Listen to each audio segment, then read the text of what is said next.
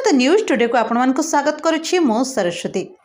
Kamakhyanagar block गोदरीबिली ठारे नूतन भावे निर्माण होइथिबा आश्वास भवन को उद्घाटन करिसेंती उपमुख्यमंत्री कनक वर्धन सिंहदेव।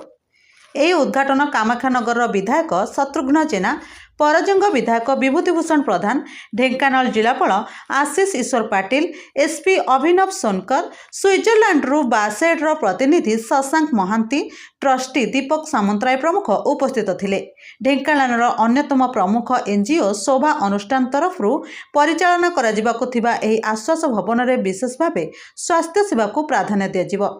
थेरापिक चिकित्सा माध्यम किपरि गरीब और साधारण लोकंकु सुविधारे पारालिसिस और मेरुदंडर समस्या जनित रोगर प्रतिषेधक व्यवस्था करा जिबा सह चिकित्सा करा जिबो से नै एही भवन रे उद्घाटन होईछि।